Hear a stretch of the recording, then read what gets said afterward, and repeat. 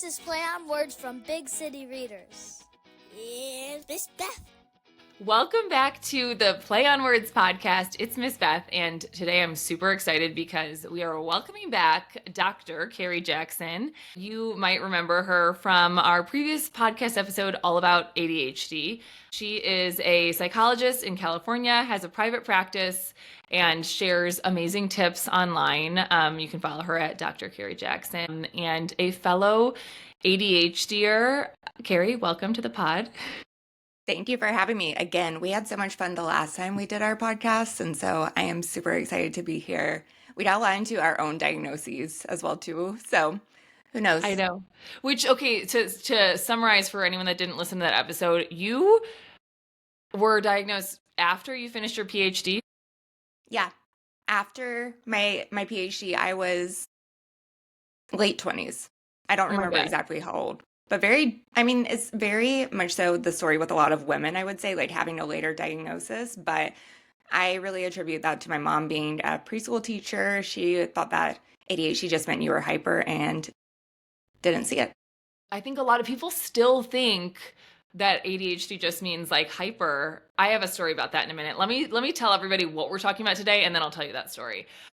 Okay, so today we're talking about the big feelings around ADHD, because I think a lot of people think, like you just said, it just looks like hyper, or it looks like kids that can't sit still when they're 5 years old. But ADHD comes with a lot of meltdowns, a lot of motivational battles, and we want to talk about how parents can stay calm, connected, grounded, whether or not you yourself are ADHD and parenting a child with ADHD or not, and how to parent a child with ADHD. Okay, the story I was going to tell you is I was sitting at a dinner the other day with my partner, and this guy was like 60 years old sitting next to me, and he was like, I can't like ever keep a thought straight, but he was like this big CEO, and he was like, I lose my train of thought all the time, but like I have a million ideas a minute. And anyway, I forgot where we were going, but I'm excited. And I was like, do you have ADHD? So funny. I know. And he was like, I don't know. Why? Do you? And I was like, yeah. And he was like, I can't believe that you just said that. And I was like, oh, no, we like have more information on it. It's not embarrassing now. It's kind of a sign of intelligence. Yeah. And also for entrepreneurs, that is like the norm. It is very, very common. It's so funny as you're telling that story. I just think about a lot of the parents that I work with when they are maybe like first getting their child evaluated, and they will be talking about like things that are hard for them. They'll be like, I'm such a procrastinator and all of these things. And I'm just waiting sometimes for them to drop how they have ADHD, but then they don't. And I'm like, oh, okay. Yep. Now I see. Like, so maybe the parent hasn't been diagnosed, but I think a lot of that is going back to how we didn't know back then what ADHD was actually like, but now we know much more.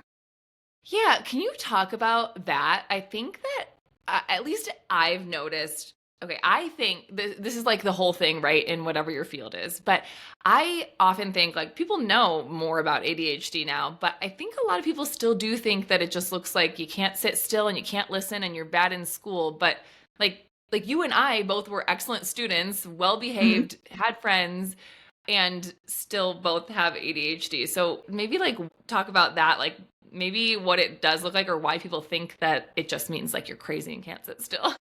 Yeah, I think that a lot of it goes back to how ADHD and ADD used to be separate diagnoses. And so, like, ADD is what a lot of people think about right now as it's ADHD and inattentive presentation. But it used to be separate diagnoses. And so, a lot of people now, I think they still have this common misconception that ADHD is only for hyperactivity and impulsivity. But also, like, a lot of the disruptive things that you were talking about, so like kids not being able to sit in their seats and really being like noticed during school also that there are these challenges.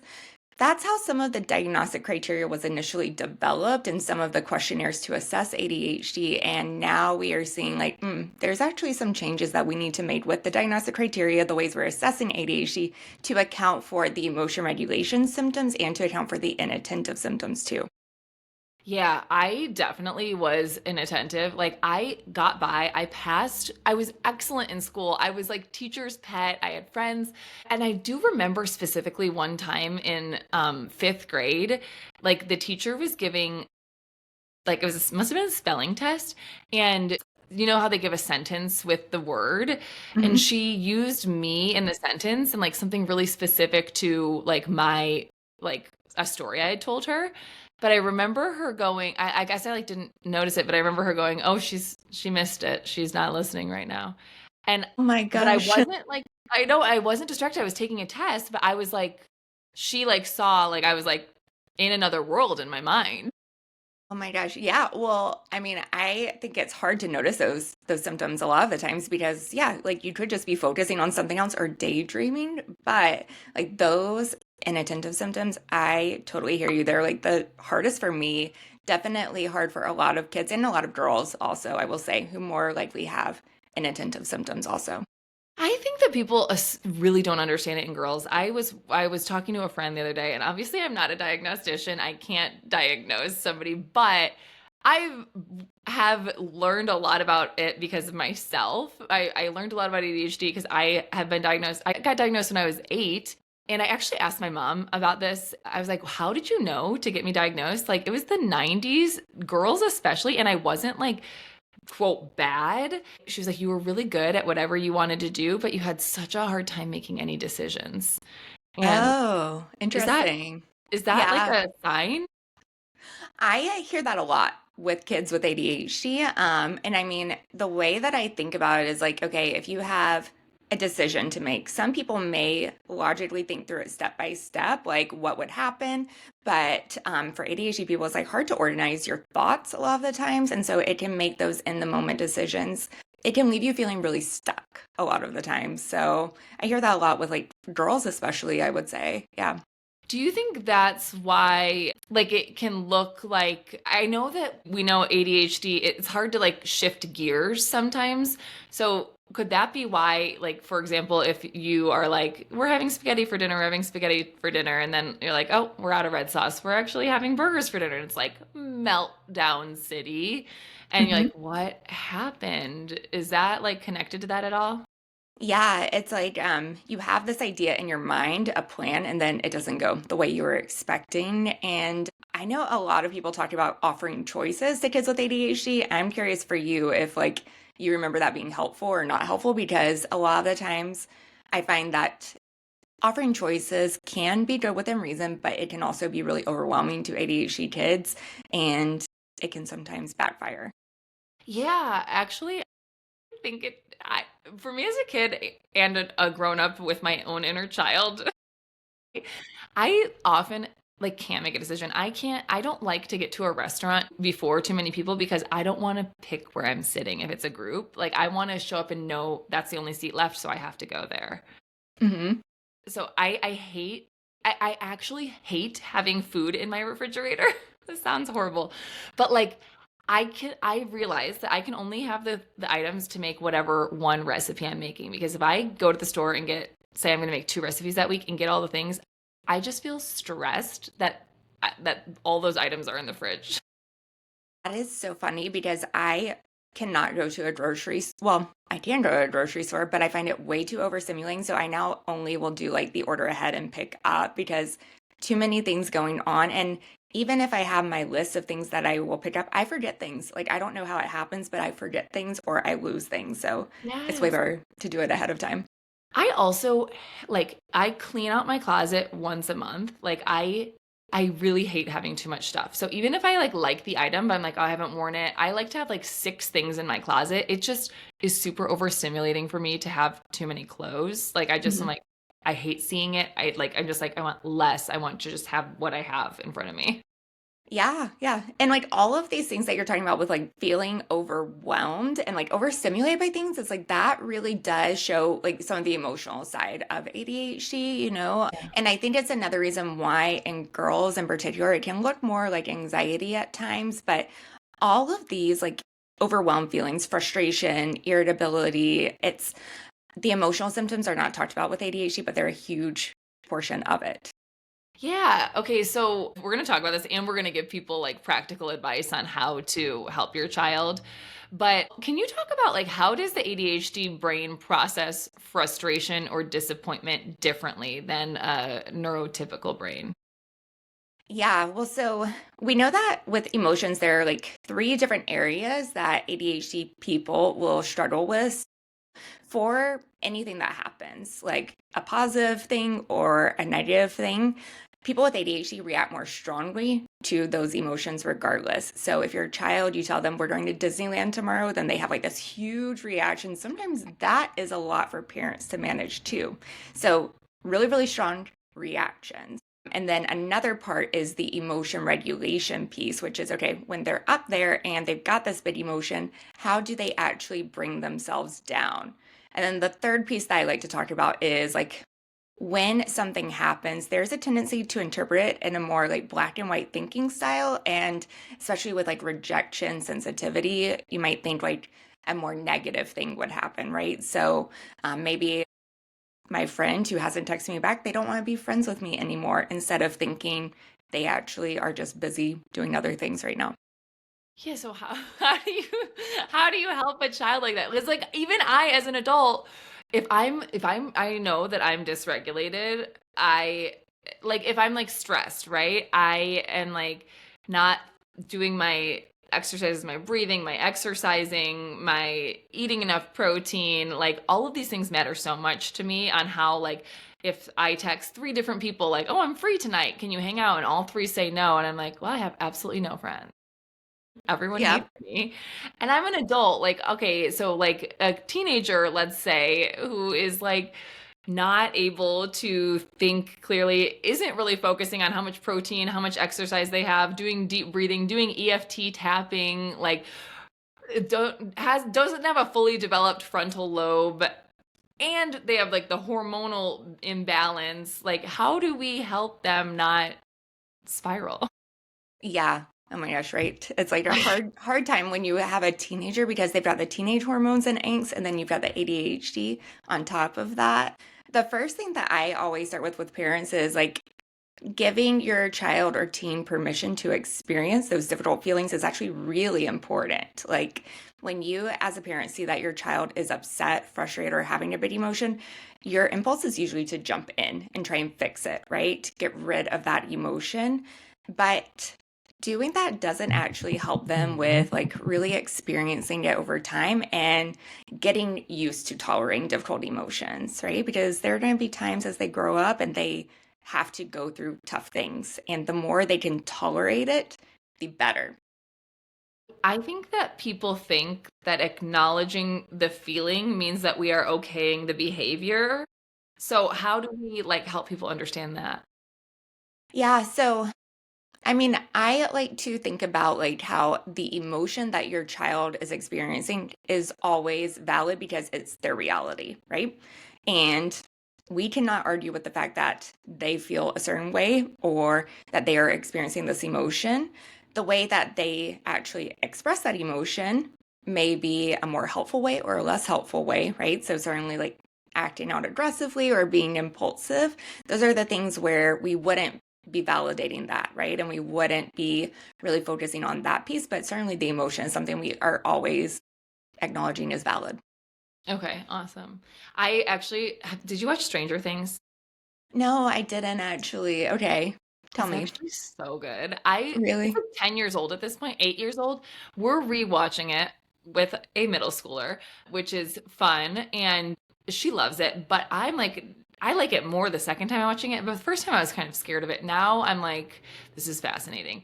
But spoiler alert, I guess on an 8-year-old show, but there's okay, so essentially this like 10-year-old boy, there's like this upside down and there's like a monster, a demigorgon, and he like I know he like eats part of Demi? he's like trapped in the upside down and like you find out at the end he gets saved but he like has like a part of the monster inside of him and so he has these like emotional outbursts like where he's like the monster like speaks through him and I was actually thinking about ADHD and teens with this because so he like does this thing where he's like healthy and normal and he's like loves his friends and then he's like make it colder. It wants it colder. Or he's like, you angered him.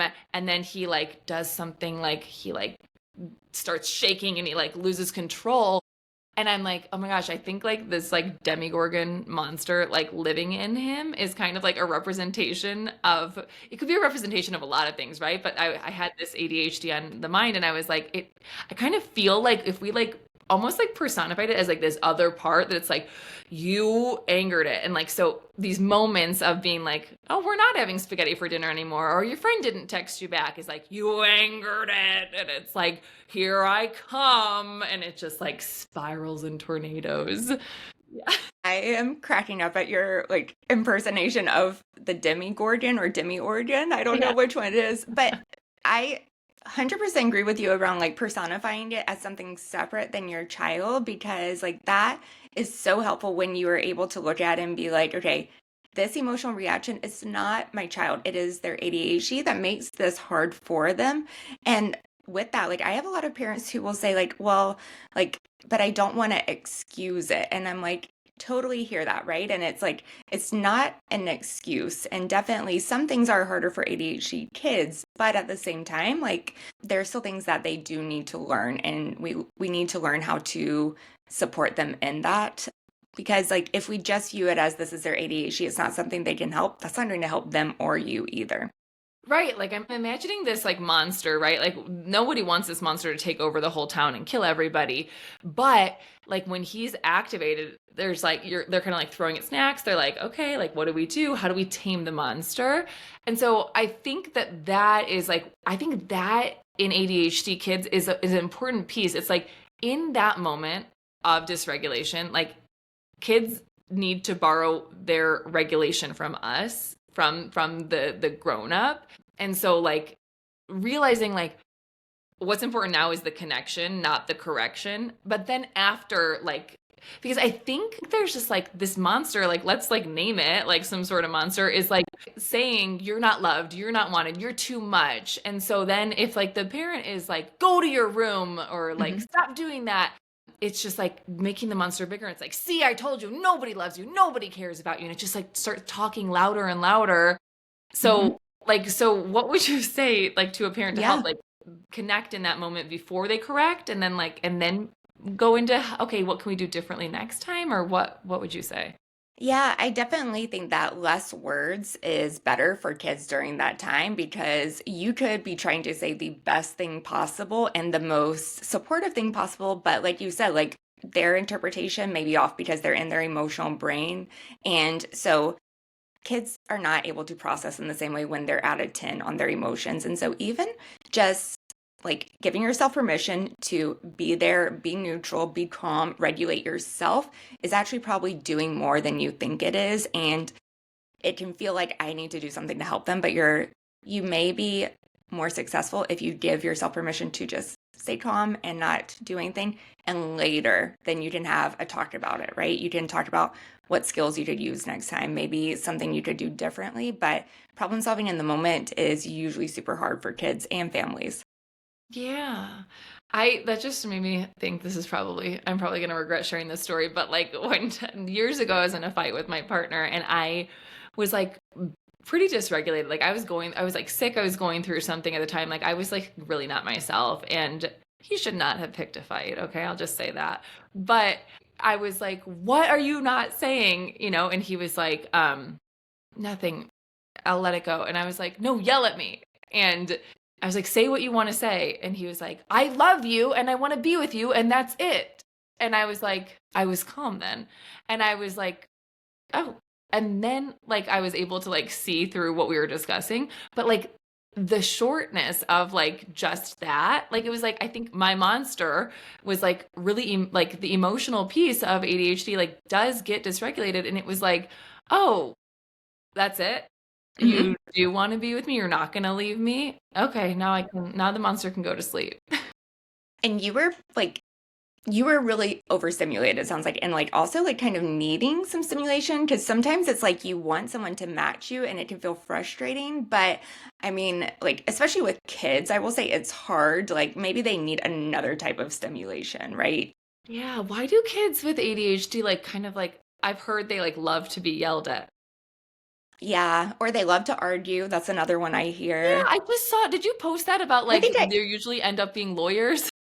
Oh yeah, I did. I forgot, but I posted it yesterday because I used to be told that all the time. Like, you'll be a great lawyer when you grow up, Carrie, with how much you argue. Like, and I'm not, obviously, but yeah, it's like their brain, like the stimulation, like they are, a lot of people talk about like brains needing dopamine, ADHD brains needing dopamine, and like yes, ADHD brains process dopamine differently. And so it's not just like a lack of dopamine, but it's just the way they process it. So they will seek it out. And arguments are very stimulating, right? There's somebody that is like giving you a ton of stimulation, yelling, high voice. And so even if it looks like your ADHD child likes to argue or they're always arguing, keep in mind that like their brain is seeking it out. But ADHD kids, they do not want to argue. Like they're impulsive at times, and that can lead to some of these reactions. But on the whole, a lot of ADHD kids feel like more shame after an emotional dysregulation outburst.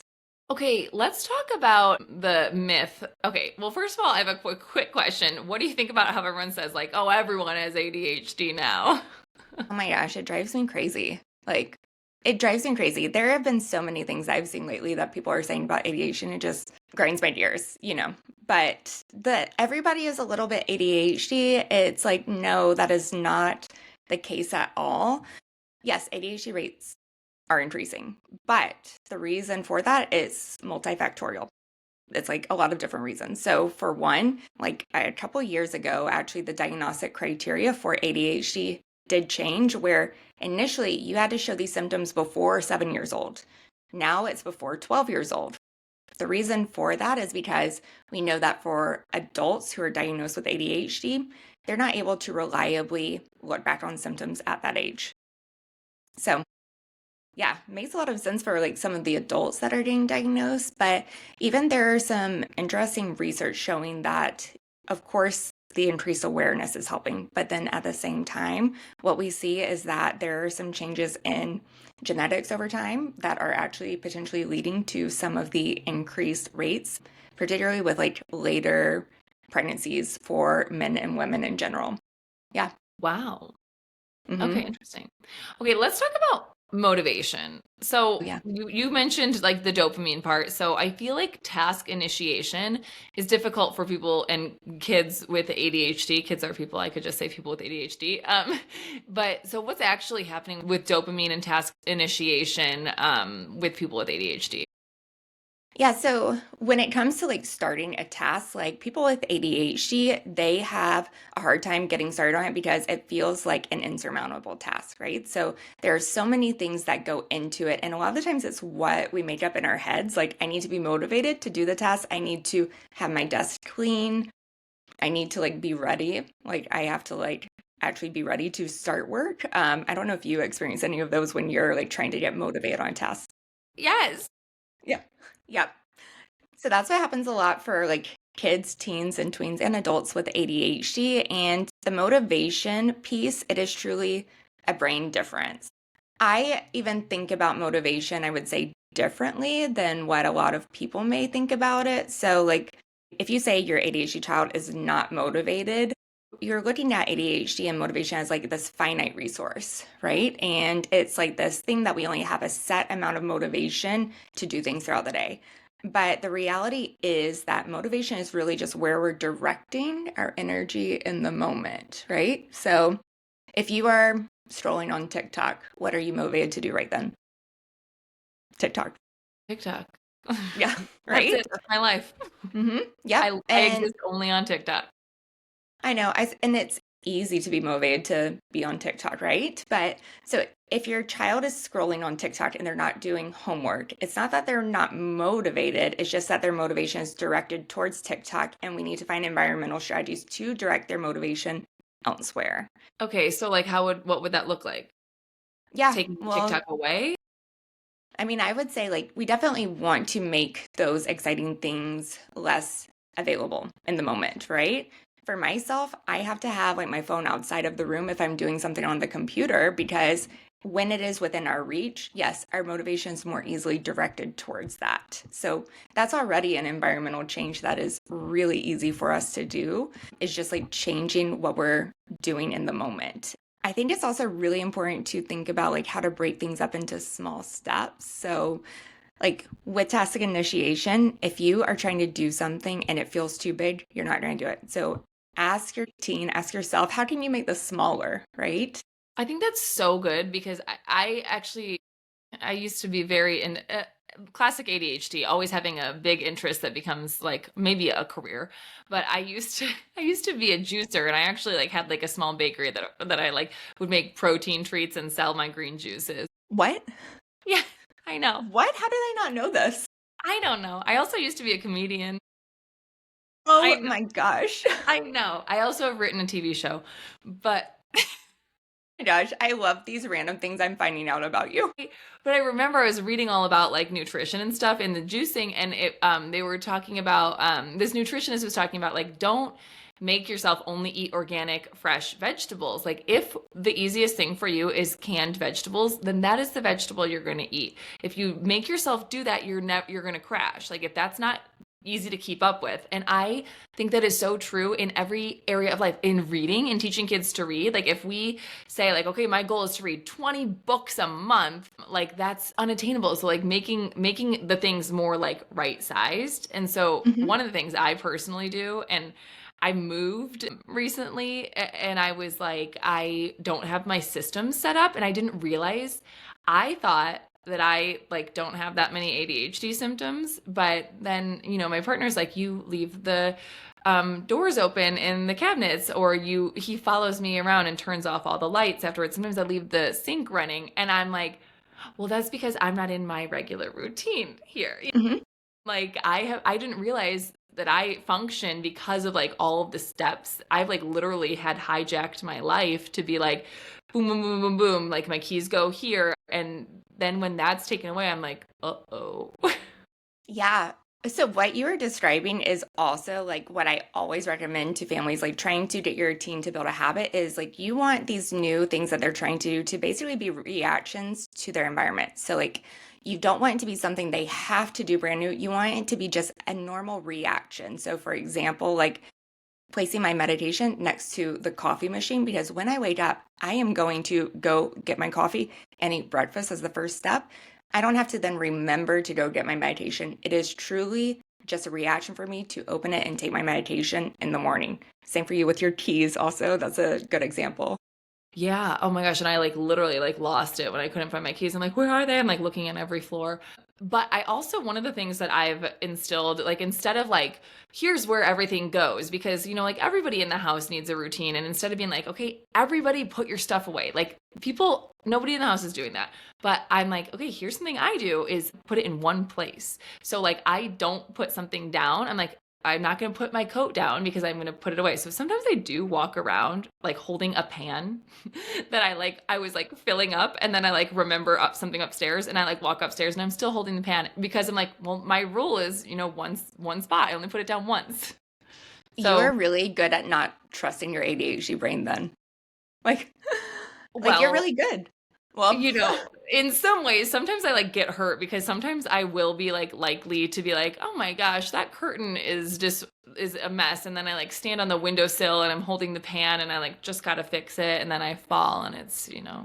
yeah, yeah, that makes sense. But I don't know. A lot of people, they really struggle with saying, like, okay, I will just remember that I placed my keys there later, or I'll hang up my coat later. And it doesn't happen. Like, failing to plan, failing to like think about where you put things. So, like, you have developed a habit of, I know I can't trust my brain. I'm going to do it right now.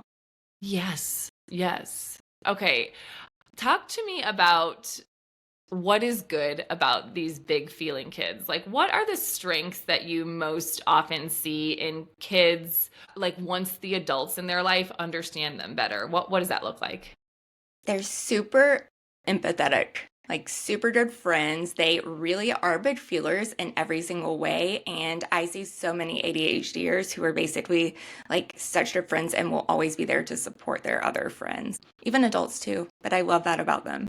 So, okay, so let's give people like a tip on how to get there. So we want our kids to be like empathetic, good friends, big feelers, not like feel like they don't have friends and they're disorganized, dysregulated. I would say like one thing I think you'll probably agree on this, is like for parents to remember you don't need to do it perfectly, but like you can repair it, and like showing how to repair is like huge for kids with ADHD. How do you have like a go-to reframe for parents who feel like they're failing, or how to repair after they lose it? I encourage parents to think, well, first off, about like yourself or your child, like, I'm not a bad person. I was just having a hard time, right? So I think that's an important one, just looking at it as like the moment. But I also tell parents to stop shoulding yourself and your child. So I should have done this. They should have done that. I should be a better parent. I shouldn't yell. The more you do that, it's going to fight against how you're feeling and it's going to make you feel worse. And so accepting that I made a mistake and this is what I can do to repair it. I can talk to my child and just apologizing or saying, hey, I messed up when I yelled at you. Let's do a redo. That's the biggest thing you can do. And acknowledging it will help your child accept responsibility and make repairs too. Yeah, I think so many people forget that. Like, I do think that kids feel with ADHD feel like they're stuck in that. Like, once they start like spiraling, like they do feel like the big monster, and they're just like, I don't know how to fix this. So, like, to remind them, like, it's no big deal. We're moving on. I feel like is so freeing. Yeah, I always find that if you try and do something like where you can connect right afterwards, or just notice the first positive thing that you see, right? That will help with repairing it. So maybe you guys play a card game afterwards, or you say, "Oh, I love how you were able to like calm down or talk to me afterwards." That's a great way to just get you guys back on the right track. Okay, love it. I have two questions from Yeah. parents. One, okay, how do I deal with impulsive blurting? Like, how do I support them before the blurting out starts? Okay, so I want you to think about why the blurting happens. A lot of the times, like it is because ADHD kids, they have something on their mind that they really want to say. And yes, there's that impulsivity, but they also don't want to lose it. Like they don't want to forget about it. So it can be helpful if they are in a classroom setting or if they are just in an area where they like can write it down while you are talking. That is super helpful because it also keeps them like it keeps them occupied and they can write down what they want to say or what they want to ask you. And then when you have a moment, you can actually have them ask it to you. Oh, that's great. So, like, maybe an accommodation would be like having a post-it on their desk or a stack of post-its. Yeah, that's absolutely it. Like in session with me, like when I'm checking in with a parent and a kid is there, I will have them use a whiteboard and just write it down because they physically are crawling out of their body to like try and say what they want to say. Or if you're like in a public situation and your child is trying to talk to you while you're talking to another adult, placing your hand on them so that they know you're acknowledging them.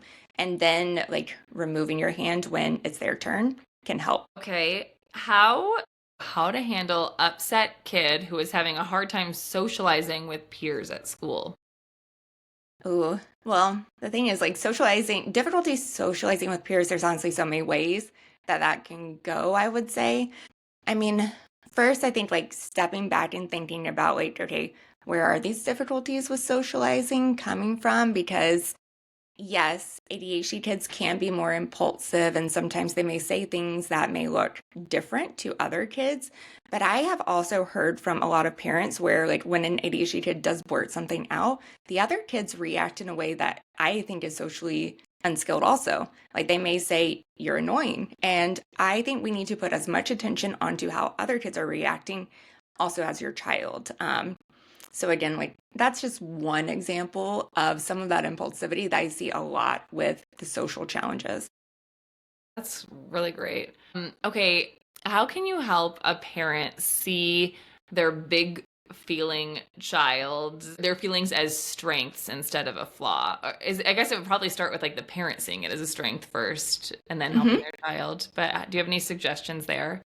Yeah, I would look at like where does your child show those strengths? So like is it like they're really caring about animals, right? And so there maybe would be like a great fit for them to showcase those strengths by volunteering at an animal shelter, right? So noticing how that strength of being a big feeler comes out and then finding what are the ways that you can support it and even making it a family activity because then it's going to shine more and you'll be able to like acknowledge all the great things about it. Okay, so we said that, remember that when kids are dysregulated, they're borrowing their regulation from you. So, do you have any tips on how parents can calm their own nervous systems before responding to their ADHD child's meltdown? Yes. So, okay, let's go over a couple of things that you can do. So, if your child is having a really big emotion in the moment, you will probably want to either do something or tell yourself something so that you do not react. Okay, so if you need to do something, maybe what you're doing is you are doing the dishes and they are like in the kitchen, right? Give yourself something to occupy yourself with, or tell yourself something or truly count in your head, right? So like start like giving yourself something to think about other than what is going on in that moment. So you need a distraction. I also think it's really helpful to, in the moment, remind yourself, I'm giving myself permission to not do anything because I know this is the best thing to do. Because if you don't give yourself that permission, it's so hard to just stay there and stay calm. Wait, say that again because we actually do a permission slip in every episode. So, this is going to be our permission slip. Oh my gosh, how perfect. So I am giving myself permission to stay here, stay calm, and to not say anything to fix it in the moment. Permission to stay here, stay calm, not fix anything in the moment. Yeah, yeah. And that's what the parent is going to say before they react to their child with ADHD. Yeah, because you really do need that reminder that the best thing to do in those situations is usually to do nothing at all. Okay. I love it. Yeah. How would you say somebody asked, it seems like traditional discipline like timeouts and loss of privileges don't really work for my kid with ADHD. Is that true? I would say that they, in general, are less effective, but they do have their time in place, but they need to be done in like a different way, usually for ADHD kids. And for all kids, we know that the like more positive types of like parenting strategies, so like acknowledgments, praise, clear structure, clear guidelines, giving all of that positive praise and even rewards and motivators, those actually are more effective at changing any type of behavior or challenge than doing something like a timeout, a consequence, or a loss of privilege. That's across the board for all kids. We know that. So it's just even more intensified with ADHDers. And especially if you as a parent have ADHD, it's hard to remember to do some of these things. It sure is. Okay. What are 2 or 3 things that parents can do like right now to make life feel calmer and more connected? Okay, set aside 10 minutes one-on-one time with your ADHD child every single day doing something that they want to do. Quality time could be playing a game, but make sure that is something they want to do. Number 2 is you want to praise one thing that they did really well in the moment. So if they got home and they hanged up their backpack, great job remembering to hang up your backpack when you got home. Yep, that's number 2. Yeah. Did Do you you have a have a question third? about that one? I do. No, Yeah. I was just thinking like that specificity of that is, I think, the key that people need to remember. Because I think like a lot of parents are like, I said, great work. You did everything I asked you to. But I think like the really specific helps, right? Yeah, because that is how kids know like what they did that was right, right? So I mean, think about if your child gets like a essay that was graded by a teacher and it just says good job, it's like, all right, well that's great, but like what do I do the next time? They don't know what to do in the moment. And then my last one is whenever you're talking to your ADHD child, tell them what to do rather than what not to do. Yes. I have found I take tennis lessons and I like people laugh at me because I am like so zoned in on the teacher and I'm like, wait, did he say to go here or here? And people are like, I don't know. And they don't care because we're adults. But I'm like, I don't want to get in trouble. I don't want to do it wrong. Like, I really want to know. I feel so safe when I know exactly what is expected of me, Mm-hmm. which Exactly. is Because weird because I hate when people tell me too much what to do, though. yeah, but like one clear, specific instruction on what to do helps a ton, right? So instead of saying, don't jump on the couch, saying, please sit on the couch. It could be as simple as that. Yeah. Or go jump on the trampoline. Yeah, exactly. Because I always tell parents, like, if you tell your child, like, don't jump on the couch and then they start doing somersaults, they are listening to you. So, You are so right. That's a really good classroom management. Whenever I talk to schools about classroom management, it's that like whenever a kid draws on the walls, if you didn't explicitly say only draw with these markers on the paper, that's on you, not on the kid. Like we need to be really clear. Yes, I know. And like these things, they sound like they are common sense, but unfortunately they are not. And like that explicit guideline is going to be so important for your child, for your teen also. Well, and that's the good news too, is I think it's like not rocket science. It's actually just like you just need to clearly say when you walk in the door, put your backpack on this hook, then sit in the chair. Like Mhm. we don't need to be like like jumping through hoops. Like we just need to really explicitly say what our expectation is for the child, and they're going to feel safe and secure knowing what the expectation is, and like honestly in turn like probably less quote bad behaviors are going to happen if we have really clear like parameters. Yeah, those clear parameters are the hallmark of emotion regulation in ADHD kids because they set like that foundation. When you know what to expect and they know what to expect, it goes a long way. And then, like the other challenges that come up, they're much more manageable. I love that. Okay, so to recap, big feelings aren't bad, they're just maybe a little bit louder. Hmm. Maybe name the ADHD like monster in you so you can like separate it and be like, this is how this is feeling. Regulate yourself. Your kids are going to borrow their regulation from you. What else did we talk about? Giving yourself permission to do nothing in the moment. Okay, so oh wait, before I ask where people can find you, I have one random question. I didn't tell you this ahead of time. Do you have any hot takes on children's books that like do you like really hate any certain children's books from our childhood or current children's books? Oh my goodness. Oh my gosh, I Okay, if love you don't. this. I know, but you can think about it for a minute. Yeah, let me try and think about it. Hot takes on books that I really do hate. Like for me, one of them is The Giving Tree. Like Oh, hate it. ah, Because you know like I did you read that? I did read it. I was a chicken noodle soup for the soul. And do you like it? I loved it as a child, but I think that's because I'm a therapist now. Like, I actually saw a meme that was like, if you read Chicken Soup for the Soul, how is your career as a teacher or therapist going? oh my gosh, literally, that is me. Yeah. Would you recommend it now? For a kid, no. Yeah, I know. I feel like some of the That's books like weird. oh, even actually I like Seventh Heaven. I watched Seventh Heaven as a kid and Me too. I'm like that was like low key not appropriate. It was not a no, it was not okay. And I think that there's been some weird stuff that has come out too. Yeah, I think so. Yeah.